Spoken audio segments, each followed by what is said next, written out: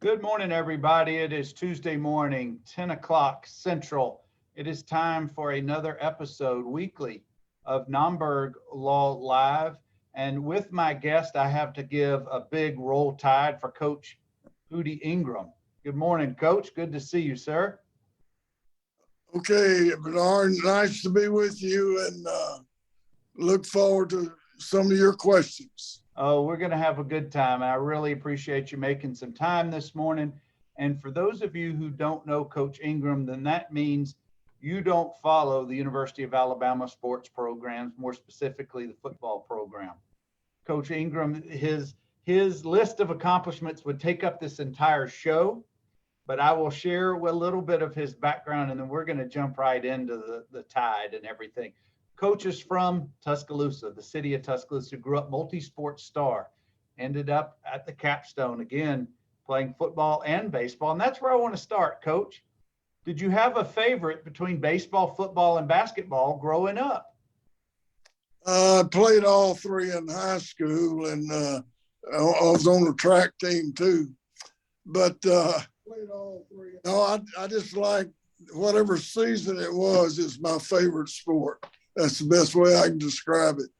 Certainly, certainly. Well, I know you were very well accomplished in all of those sports, making all-stars and all-state teams, but you eventually found your most success on the football field at Alabama in the 50s. What led you to be playing for Coach Drew, and why did you want to play for the Alabama Crimson Tide? I thought that was the only school in the world. And I grew up in Tuscaloosa and attended Alabama practices from the time I was in the fourth grade on. And of course, that was the days before ESPN and all of that. And my freshman class, I was probably one of two guys out of about 80 recruits that knew what was fixing to happen. And a lot of them had a little shock when they saw what was going on. But I was kind of used to it, and having grown up watching Harry Gilmer and Norwood Hodges and Vaughn Manchin, some of those greats who were not only my idols then, but were lifelong friends with all three of them. Well, you also had a childhood buddy whose father happened to be the Tide's coach. Hugh Thomas was your buddy, and his dad, of course, was the coach, Frank Thomas, at the time. So you had an insider's view of everything, it seemed like, as a child. Well, I was very fortunate. Hugh and I were real good friends, and his older brother went to Baylor for high school. And when Hugh and I were entering the ninth grade, Coach Thomas wanted Hugh to go to Baylor. And Hugh didn't want to go to Baylor. So Coach Thomas sent us up there in the summer for a 2-week summer camp. And while we were up there, they offered me a full scholarship to come. And later on, I found out that Coach Thomas rigged that, and he was going to get somebody to pay for it, and thought that would get Hugh up there. But neither one of us wanted to leave Tuscaloosa. Well, Coach Thomas clearly knew something was in good, because you ended up being, I think, at least a 3-year letter winner.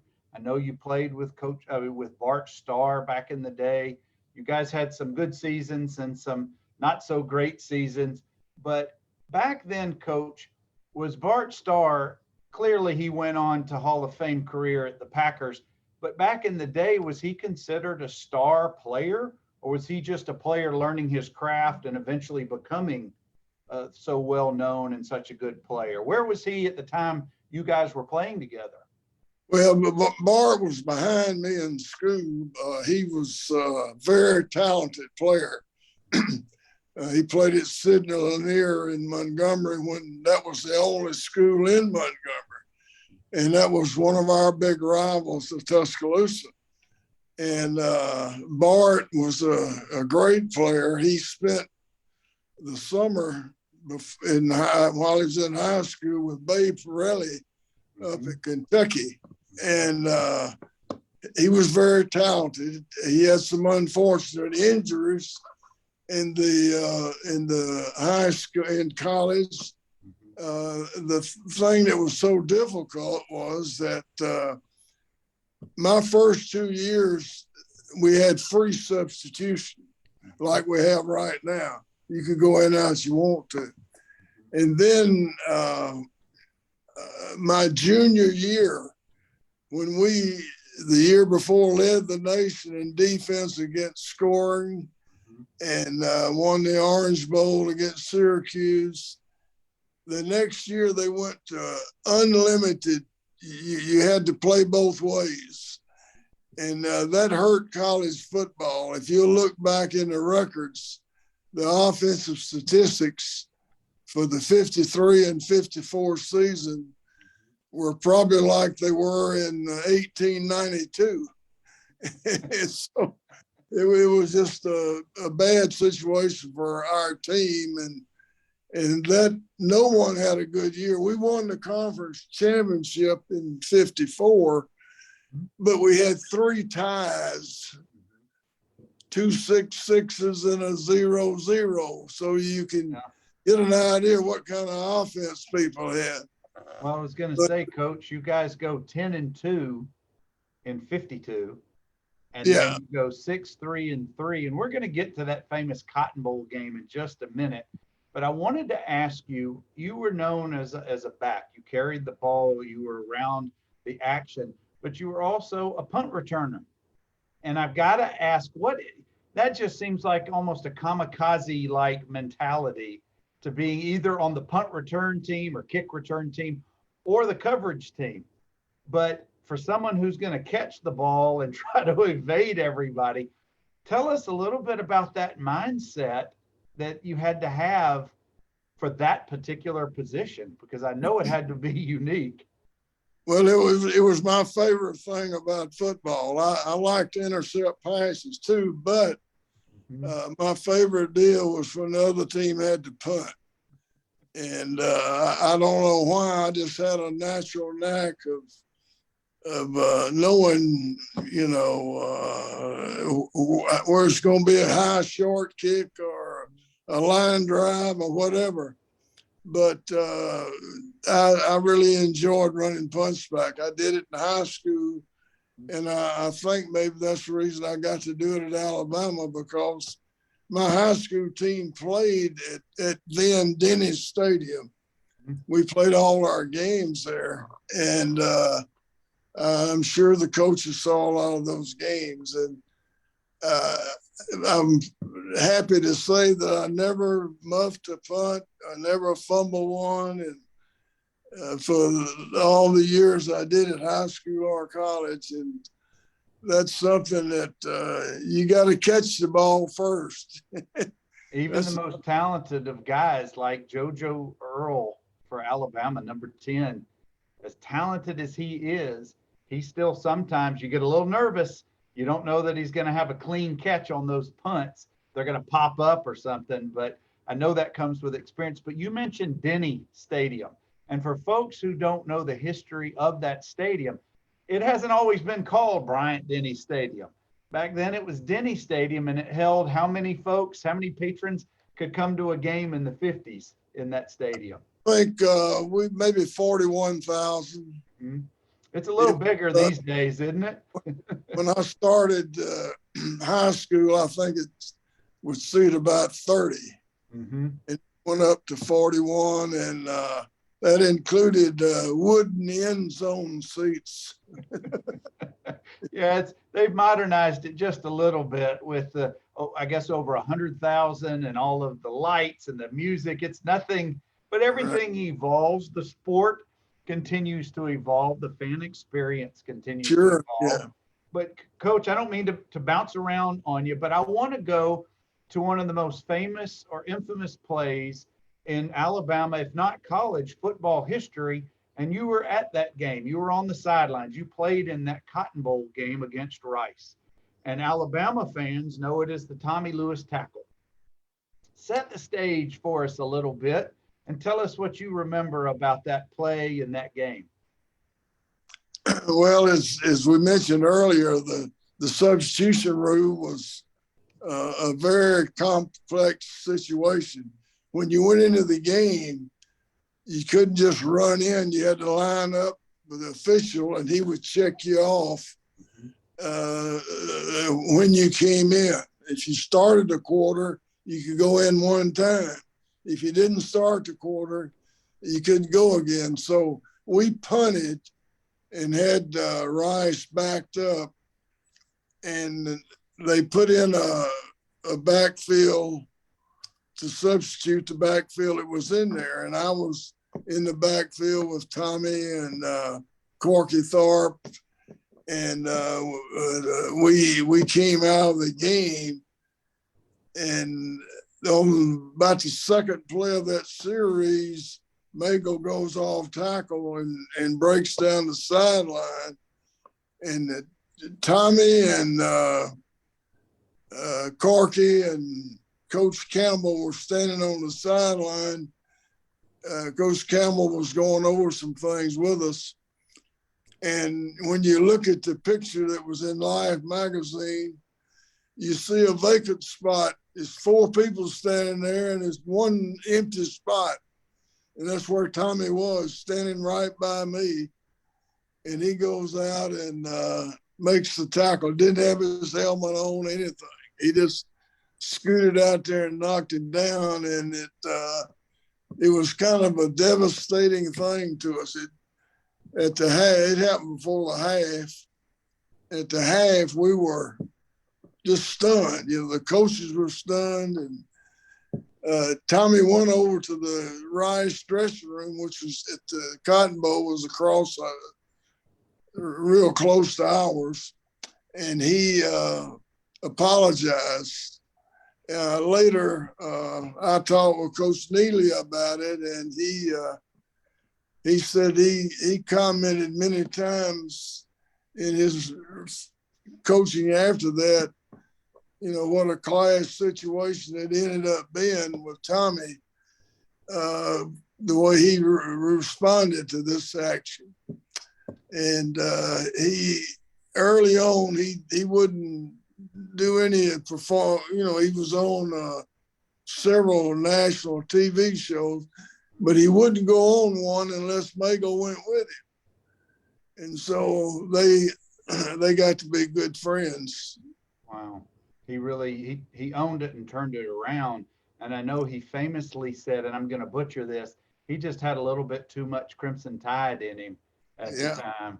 But I can only imagine from your viewpoint, you're standing there talking to a coach, trying to watch the plays and strategizing, and you see him take off and he makes this tackle, which no one would have ever anticipated this ever happening. And then it blows up and gets into Life magazine or Life or Time magazine and makes national news.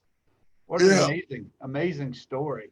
And for those of you just joining us, aside that we came back Tuscaloosa, and Tommy went to check his mail, and he didn't have any mail in his box, but he had a note. It says, come to the window.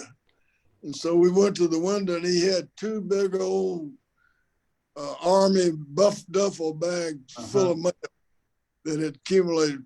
He got letters from maybe every state in the Union. It was really a mess, and we spent a lot of time reading all those letters. Well, I hope they were positive letters and not bad letters. Yeah, they wanted, they named it is I think somewhere in Tennessee in the mountains, they had a lemonade type drink. They wanted to name the Tommy Lewis drink. Oh, that's so great. They give him so much money for each drink, and he refused it. Guys, I'm talking, of course, with Coach Hootie Ingram. Coach has been an integral part and associated with the University of Alabama and its football program and its sports programs overall for many decades. One of the beloved figures in our school's history, in the school's history. Coach, I want to talk about You beat Auburn 3 out of the 4 years that you were on the team, if my stats are correct.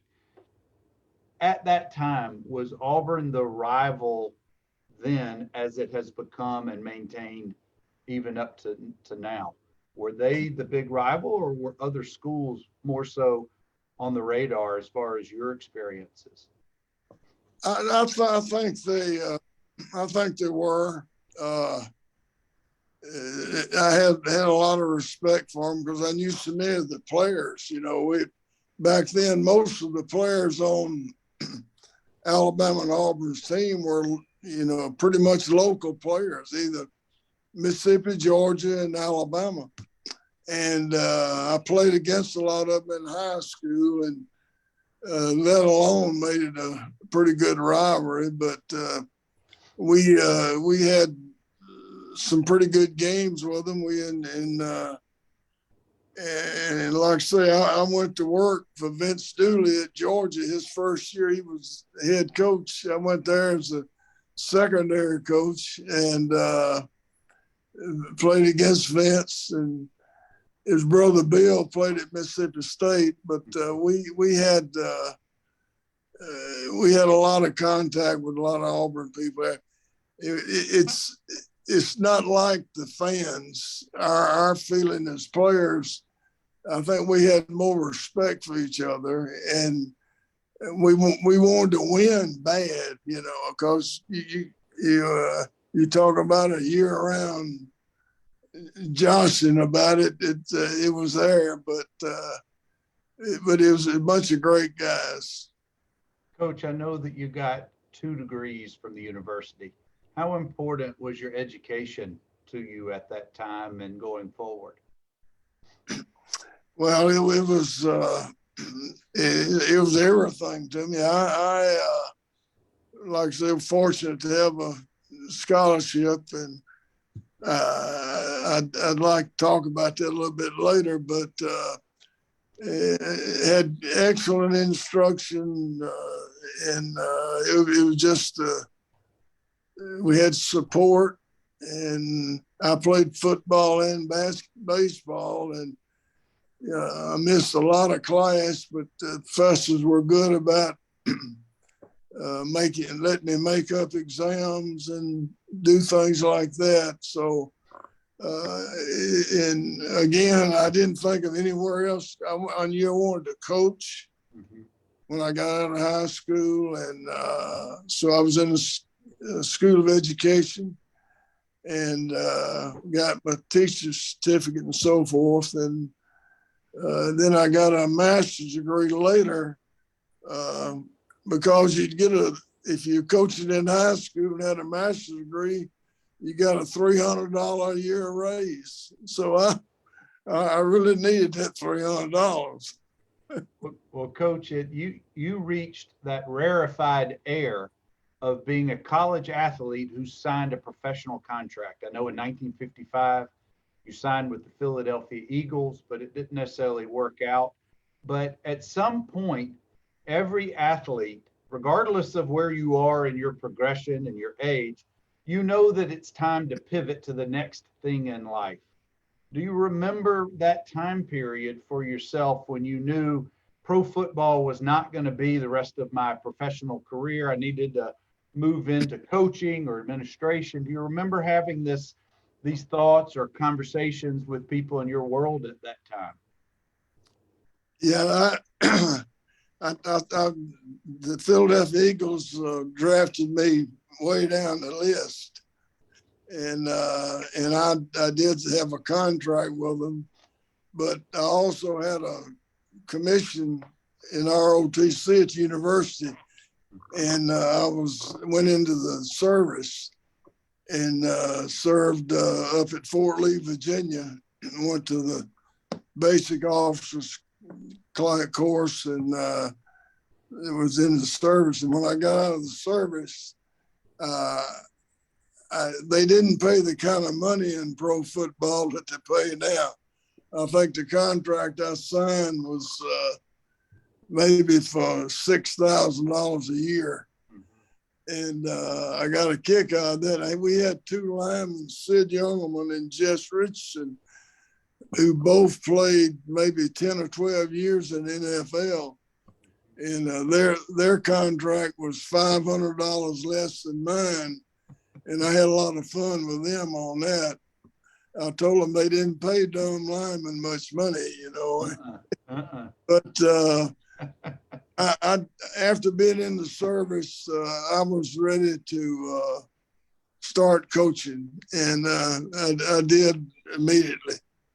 And Coach, we unfortunately for today's conversation, we can't go through each of those stops, but it seemed like you were always destined, even though you were at Clemson and I know you were at different schools along the way, Florida State at different times. You were in administration, you were coaching. You were always destined to come back to the Capstone. And I know you did that in the late 80s. Bill Curry, you hired Gene Stallings. And that's where I want to kind of bring us to.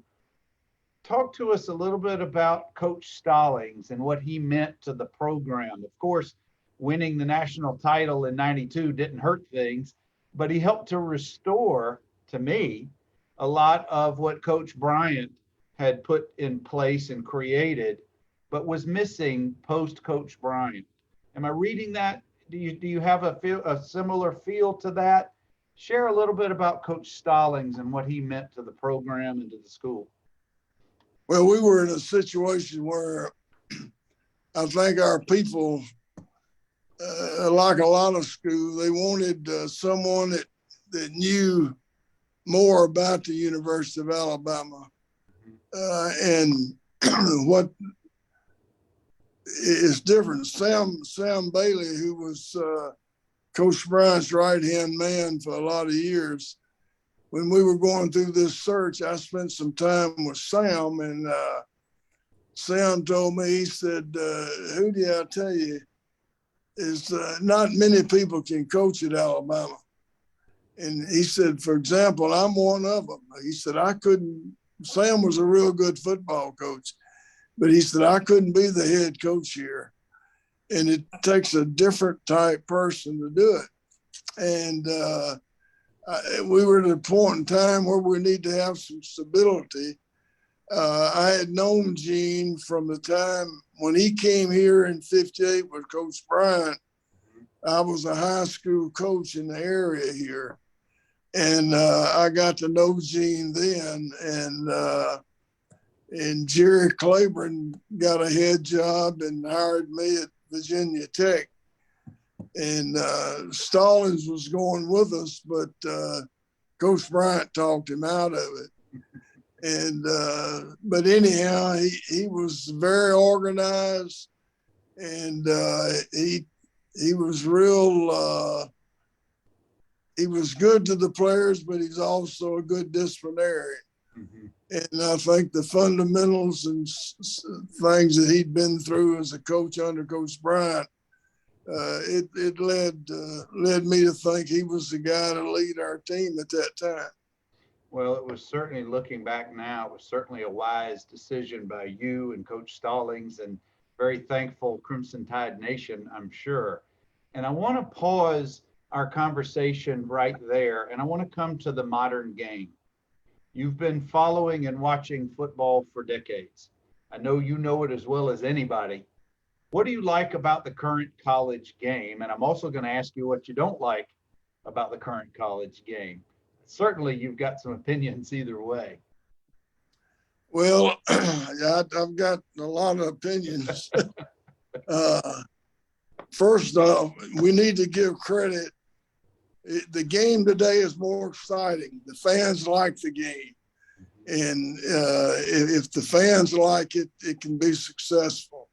But we need to give credit to high schools because of the game that we have. When the high schools went to these summer deals, 7-on-7 type deals, I think at Hoover they have a big schools from everywhere coming in, and people throwing and catching the football and defending the pass, was very prevalent. You couldn't have scrimmages and full time, didn't have big linemen in. And that had a lot of kids able to play like they play now. And that gradually turned the college game into what we have today. And so I think the high schools need to get credit for that. I think it's an exciting thing, and it's probably helped pro ball out a little bit too when you get down to it, because you got more skilled athletes. The thing I don't like about it is what we've done recently with these rules, like the transfer rule, where a guy can, take off and be immediately eligible. And then I don't like the job situation. I just think it's got to be a lot of adjustment done to do that. I see a lot about how much money the colleges are making. They're not making, they're taking in a lot of money, but you never see anybody write about what expenses they have. Each school has got, each major school, they probably have about 600 student athletes that they're putting through school. And if anyone's got a child going to college now, they realize what it costs. And the average, I think the average for a full scholarship costs the university a little over $100,000 a year minimum, because some tuitions, like at Vanderbilt, I think the tuition is about $60,000 to $70,000 a year. So it's very expensive. You got facilities you got to keep up. You got bills you got to pay. You got everything from equipment to uniforms to medical treatment. I mean, it's just on and on and on, everything about going to school. And actually, the student athletes, it's easier on their parents than they were when they're in high school, because they don't have to feed them. And they got another rule they put in, I think is good, is they call the cost of going to college, and they get trips back and forth home paid for, and they also get a clothing allowance. They get extra food, extra meals, snacks, I call it, midnight snacks and all that. And that, for some of those athletes, that could be a significant amount of money every day. It is. Yeah. So it's, they're getting a lot of things, plus the fact the athletes, some of them qualify for a Pell Grant, and which they get money for that. And then I don't know what this new thing is going to turn out to be with having these jobs, and that kind of bothers me a little bit, because I think the student athletes are getting, and it's none of them starving to death, and there's none of them that you'd call real poor. Coach, are you referring to the name, image, and likeness that has been put into place, where the student athletes can contract with endorsers and receive money? Right, that's correct. Yeah, that really has become a game changer. And some of these kids are getting, I call them kids, student athletes are supposedly banking a lot of money. And what's interesting to me, Coach, on high profile programs like the University of Alabama, you don't have to be a starter by any significant stretch to sign these deals, just because of the high profile nature of the program. Because we often see second and third teamers being drafted into the NFL from Alabama just because they're that talented, but they also have name recognition. And if you've got, I don't know, a defensive lineman who may sign with one of the local barbecue restaurants or one of the sweet tea companies, it just, I see that the old style mentality of myself as is kind of on the fence whether they could or should, because it's not the NCAA as you knew it when you played or when I knew it. It's a whole new world. It's almost a free agency. You mentioned the transfer portal. It really is. You're right. You've got players who may be on their third or fourth program before they get out of school, finally graduate. It really is a new world, so to speak.